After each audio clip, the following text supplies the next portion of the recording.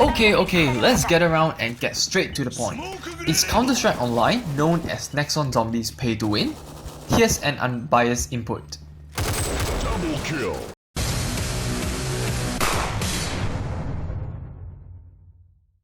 First, I'll introduce my brief history of playing CSGO.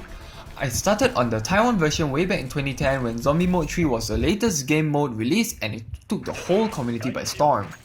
Everyone was just crazy about it, and till this day no other game modes have taken its throne. You get to choose different zombies, use skills, respawn and throw grenades at camping humans. On the human side, you get the random hero who has the most powerful SVD rifles and as well as, experiment weapons.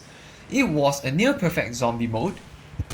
The availability of weapons maintained a whole balance. While CSGO's armory was still larger than 1.6, the weapons back then were modeled after real life counterparts.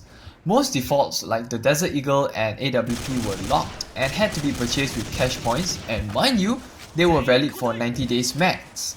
The paywall scenario was on a different level basically. While I had to pay when the new permanent weapons were introduced, the cash weapons were equally balanced and didn't really give off much of a pay to win vibe. Yes, free players like me back then had to either stick to scouts or pick some sniper off a dead body, but we were still fine because the only differences were the recoil patterns and sounds. Let me show you an old clip of the M24 in action.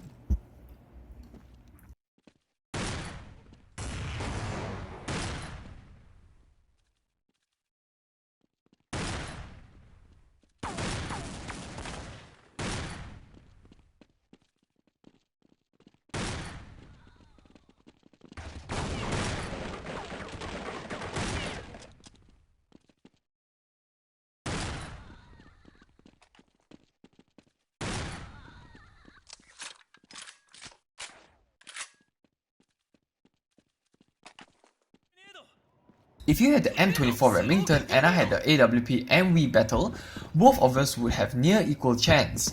Mine's heavier, but it still one-shot kills. Same applies to zombie mode. The MG3 was king because of the 200 rounds and high rate of fire, but it didn't have supernatural powers, and others using the M249 still had the chance to kill zombies. While the Rex Institute weapons like the Balrog and Thanatos were released later on, there were some advantages, but blueprints and decoders were there to provide some fairness for free players. Things took a different turn when the buff weapons were introduced.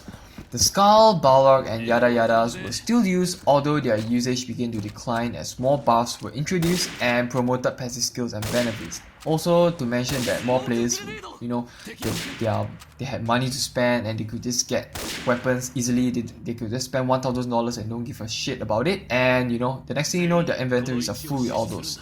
And after Nexon restructured the decoder system, things really went downhill.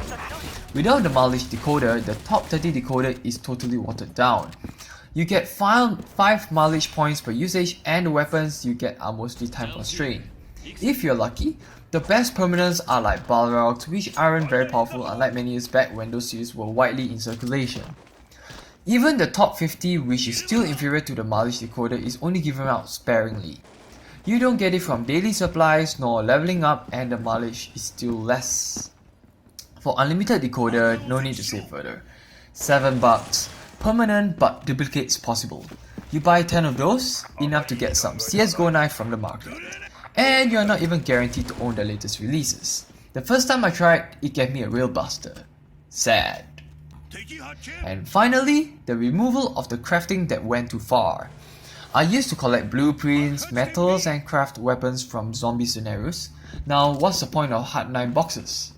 Not too long ago, Nexon stopped releasing new weapons in blueprints and sold them in the shop, and now crafting is slowly being crippled. That, my friends, is a direct persuasion to spend money just to taste the new weapons from the shop.